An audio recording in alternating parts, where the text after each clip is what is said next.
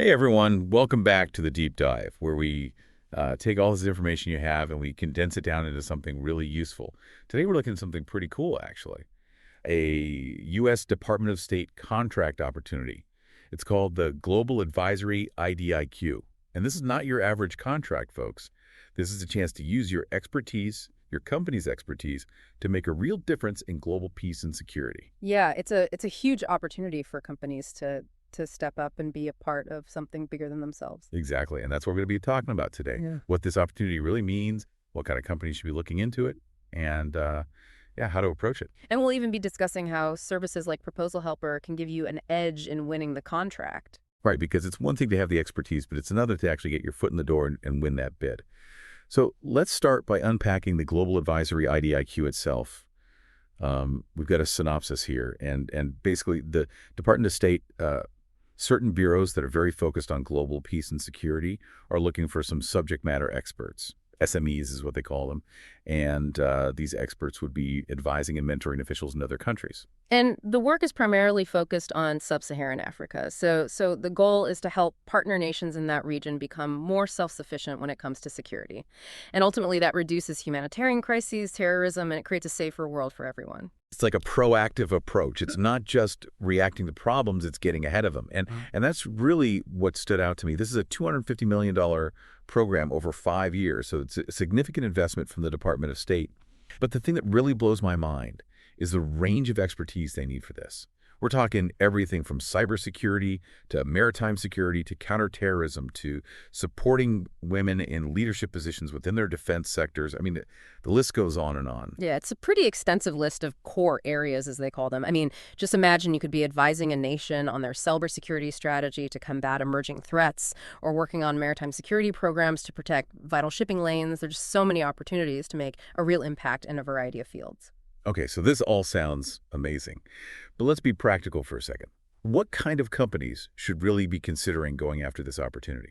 Well, there's definitely room for larger companies to participate, but the Department of State has specifically set aside awards for service-disabled veteran-owned small businesses and women-owned small businesses. So if you fall into one of those categories, this is a golden opportunity to get your foot in the door and really make a difference on a global stage. I love that. I love that they're creating space for smaller businesses to get involved in something this big. But even with these set-asides, the scope of this project is massive. I mean, I can't imagine any single company having expertise in every single one of those core areas we talked about. Yeah, that's a good point. It's pretty unlikely that one company will have all the answers, and that's where the power of teaming comes in. Companies can form strategic partnerships to combine their strengths and create a more comprehensive bid. So you're basically creating a powerhouse team that can handle anything this project throws at them. Exactly.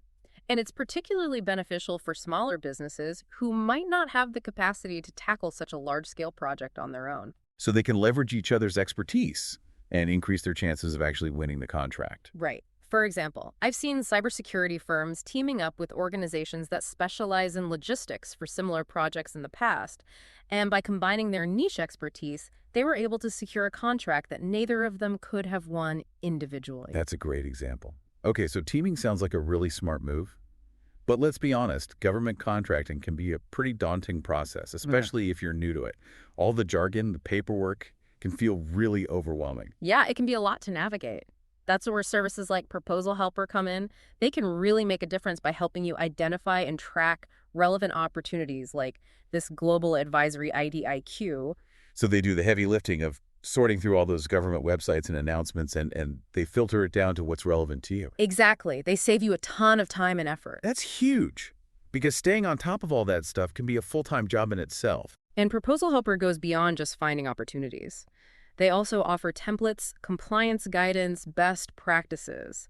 It's basically like having a virtual proposal expert on your team to guide you through the entire process. So even if a company has the expertise, using a service like Proposal Helper could significantly improve their chances of actually winning a contract. Oh, absolutely. It streamlines the whole process, it helps ensure compliance, and it frees up your time so you can focus on what you do best. That makes a lot of sense. Okay, so we've talked about the opportunity itself. We've talked about teaming, and we've talked about how to use services like Proposal Helper to your advantage. But before we get too far ahead of ourselves, I think it's important to understand the work environment involved here.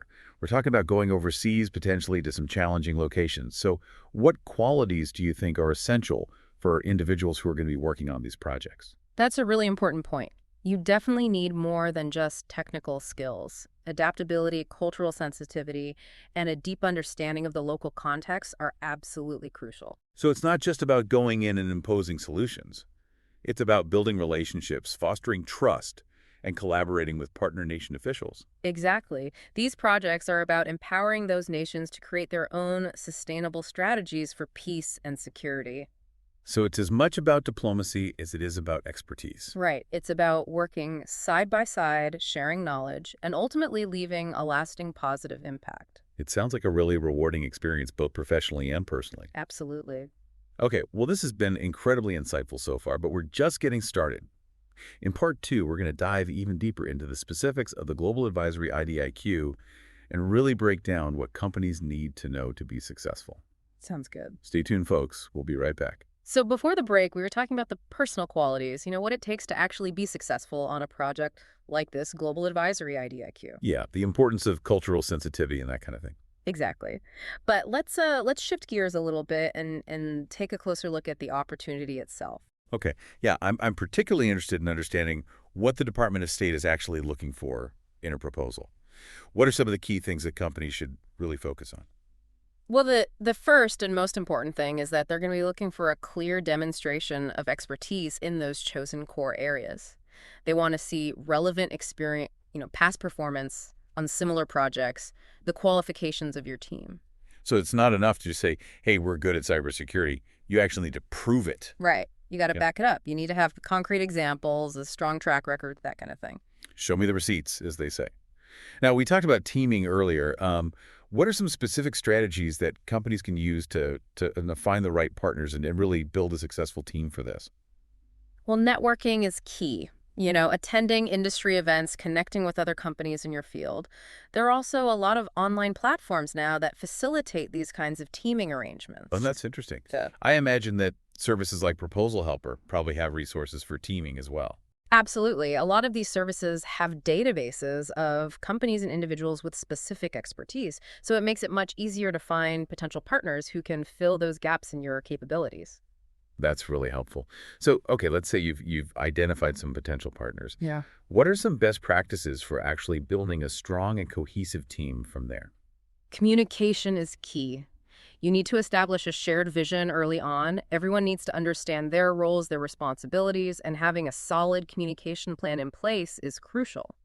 I imagine that having a strong team leader can also make a big difference in keeping everyone on track. Well, for sure. A good leader can keep the team focused, motivated, and really moving in the right direction. Okay, so you've assembled your dream team. You're ready to start working on the proposal. What are some common pitfalls that companies should try to avoid during that proposal writing process? One of the biggest mistakes I see is failing to tailor the proposal to the specific requirements of the opportunity. You really need to read that RFP carefully. Make sure that you're directly addressing every single requirement and every evaluation criteria. So no generic proposals allowed. Right. This needs to be custom tailored to the Global Advisory IDIQ. You need to highlight the unique strengths of your team and how you're going to address their specific needs. I got it. And I imagine that clarity is really important too. Oh, absolutely. Keep it concise, easy to read. Remember, those evaluators are probably reviewing dozens of proposals. You want yours to stand out for all the right reasons. And don't forget about the visuals. Charts, graphs, images, those can all help make your proposal more engaging and easier to understand. Yeah, good point. A well-formatted proposal with strong visuals can make a big difference. Okay, so we've talked about teaming, finding the opportunity, writing the proposal. But what happens after you submit it? What's the next step in the process? So after submission comes the evaluation phase. A team of experts is going to carefully review each proposal and score them based on the criteria outlined in that RFP. It sounds pretty rigorous. How can companies increase their chances of success during that evaluation phase? One thing that's really crucial is to demonstrate a clear understanding of the challenges that those partner nations are facing in those core areas. You need to show that you've done your research, that you understand the nuances of the situation on the ground. Yeah, so it's not just about expertise in general. It's about expertise that's specifically tailored to the needs of the regions and countries involved in this IDIQ. Exactly. You need to convince them that you've got the right team, the right experience, and the right approach to deliver real, tangible results. I see. Now, we've covered a lot of ground here today, but there's one more important element I want to touch on, the concept of OCONUS. Can you explain what that means and why it's relevant to this opportunity? Sure. OCONUS stands for Outside the Continental United States. And it's important because this Global Advisory IDIQ specifically focuses on projects that are located OCONUS, primarily in sub-Saharan Africa. So this isn't a desk job. We're talking about boots-on-the-ground expertise working directly with those partner nations in their own countries. Exactly. Wow, this has been incredibly insightful. Yeah. But we're just scratching the surface here. In part 3, we're going to dive even deeper into the potential impact of this opportunity and what it all means for the future of global security. Looking forward to it. All right, welcome back to the Deep Dive. We've been talking all about this Global Advisory IDIQ, and I got to say I'm already pretty impressed with the potential here. Oh, yeah. It's a big one. We've covered the requirements, the types of companies that should be looking at it, the power of teaming up, even what it means to work OCONUS outside the continental U.S. But let's zoom out a little bit and talk big picture here. What kind of impact could this opportunity have, like long-term, not just for the companies involved, but for global security as a whole? That's what I think is so exciting about this. You know, if you look beyond just the immediate contracts, this IDIQ has the potential to be a real catalyst for lasting change, positive change. How so? Well, by empowering these partner nations to address their own security challenges. We're helping them become more stable, more resilient, especially in regions of the world that are, facing some serious threats. So instead of coming in and saying, hey, here's how you fix it, we're actually giving them the tools and the knowledge to do it themselves. Right. It's a much more sustainable approach. And what kind of ripple effects could that have? Well, think about it. As these nations become more stable, we're going to see a reduction in humanitarian crises. There'll be less of a breeding ground for terrorism. And ultimately, everyone benefits from a more secure world. It's like a domino effect. Positive change in one area can trigger a whole chain reaction of good things happening all over the globe. Exactly. Plus, we can't forget about the economic impact. Investing in these partner nations not only promotes security, but it also creates opportunities for economic growth. Trade investment. That's a win-win. Stronger security leads to more economic opportunities, which in turn makes things even more stable. It's a virtuous cycle, as they say. That's why I think this Global Advisory IDIQ is so important. It's about more than just fulfilling contracts. It's about investing in a future where everyone has a chance at peace and prosperity. All right, so for our listeners who are ready to jump on this opportunity, what are the key things they should remember? I think the most important thing is to really understand the needs of those partner nations. Do your research. Figure out how your expertise aligns with what they're looking for. Don't be afraid to team up. Find partners who can complement your strength and build a really solid team. Right. Together you can tackle those challenges head on. And don't forget about those resources we talked about, like ProposalHelper. They can be a huge help when it comes to navigating the world of government contracting and putting together a winning proposal. So as we wrap up our deep dive into the Global Advisory IDIQ, I'm left with a feeling of, hope.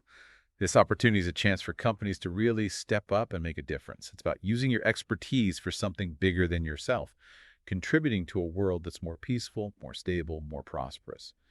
I think that's something worth striving for. So that's it for this episode of The Deep Dive. Thanks for joining us, and we'll see you next time.